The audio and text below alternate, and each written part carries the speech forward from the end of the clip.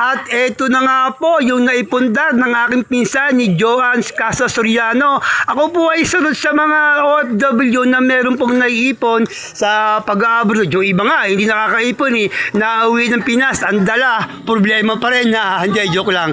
Eto nga pala po yung mga naipundar ng aking pinsan. Uy! Lagi Travis. Eto na oh.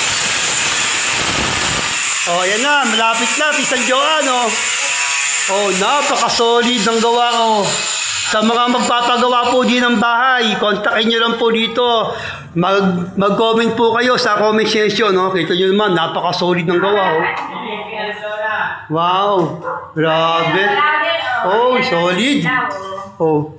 Ayan guys, so salute po sa mga nag-OFW na nakakaipon. O, diba?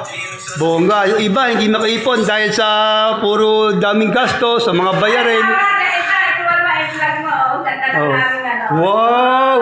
Wow! Pinsan John, oh. Eto na, yung katas ng pag-a-abroad mo. Oh, diba? Yan pa, oh. Wow! Walastik social naman ng kanyang kusina.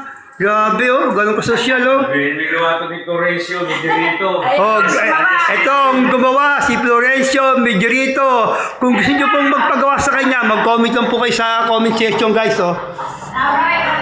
Ito ang kanilang CR, oh. Wow!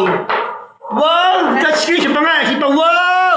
Wow! Ang galing! Wow!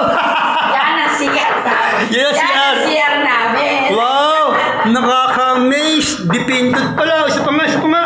Ah, na-amaze talaga ako. Wow! Pag pinatay, tapos magbubuhayin mo.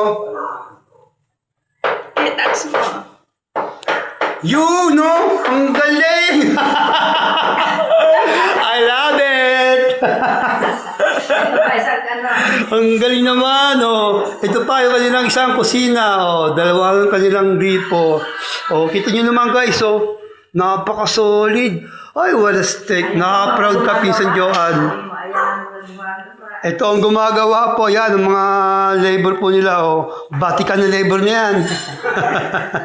Diyan niya tinubuan lahat-lahat. Okay. Salamat siya po, nood.